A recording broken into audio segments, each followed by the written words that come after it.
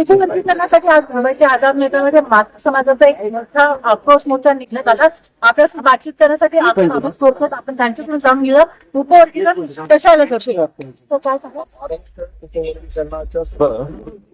या ठिकाणी माननीय सचिन भाऊ साठे जे अण्णाभाऊ साठेंचे वंशज आहेत, त्यांनी हा पदयात्रा पुण्यावरून मुंबईपर्यंत काढली होती आणि त्या पदयात्रेला समर्थन देण्यासाठी म्हणून या ठिकाणी मी आज उपस्थित झालो.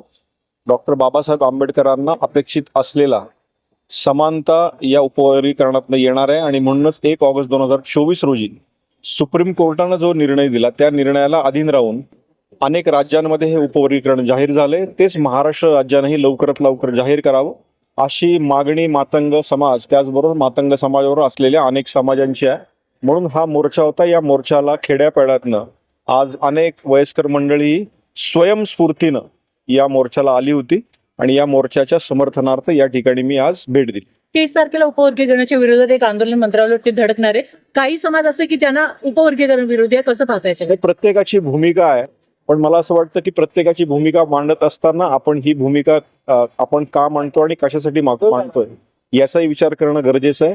डॉक्टर बाबासाहेब आंबेडकरांचा विचार असं सांगत होता की आरक्षण हे ज्यावेळेस त्यांनी दिलं संपूर्ण भारताला, त्यावेळेस तो त्यांचा विचार समानतेचा होता आणि त्या समानतेच्या धागा या ठिकाणी विणण्यासाठी म्हणून वंचितातल्या वंचितांना, जो समाज आजही अत्यंत दारिद्र्य रेषाखाली आहे, शिक्षणापासून वंचित आहे, त्या समाजाला हे आरक्षण उपवर्गीकरण मिळावं ही भावना सुप्रीम कोर्टाची आहे.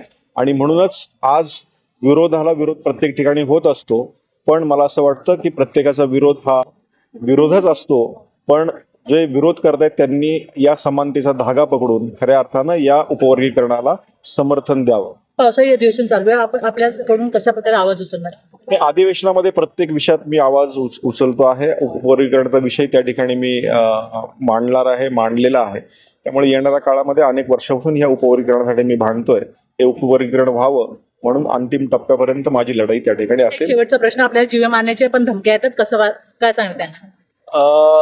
लक्षात घ्या की काही समाज कंटक आहेत की ज्यांना खऱ्या अर्थानं असं वाटतंय की उपवर्गीकरण होऊ नये म्हणून ही जीवे मारण्याची धमकी मला माझ्या घरच्यांना येते आणि आता त्याची मला सवय पण झाली आहे. मला असं वाटतं की अशा प्रकारच्या जीवे मारण्याच्या धमक्या वगैरे ज्यांना आम्ही घाबरणारे खऱ्या अर्थानं सैनिक नाव अख्खा समाज आमच्या बरोबर आहे. आणि मगाशी सांगितल्याप्रमाणे डॉक्टर बाबासाहेब आंबेडकरांना जे अपेक्षित आहे ते घडण्यासाठी सुप्रीम कोर्टाने दिलेला निर्णय आणि त्या सुप्रीम कोर्टाचा निर्णय लवकरात लवकर जाहीर करावा याच्यासाठी ही आमची लढाई आहे. धन्यवाद. आमच्यासोबत आमदार अमित गोखले ज्यांनी सडेतोड उत्तर देत विरोधकांना सांगितले की धमक्यांना मी घाबरत नाही, माझ्यासोबत माझा समाज आहे. पण यंदा पावसाळी अधिवेशन सुरू आहे आणि त्याच्यात आम्ही आमचा आवाज उचलणार. सरकार कोणाच्या बाजूने भूमिका मांडणार हे पाहणं नक्कीच महत्वाचं ठरणार आहे. व्हिडिओ जर्नलिस्ट अब्बास मी प्रियंका सिंग, भारत न्यूज, मुंबई.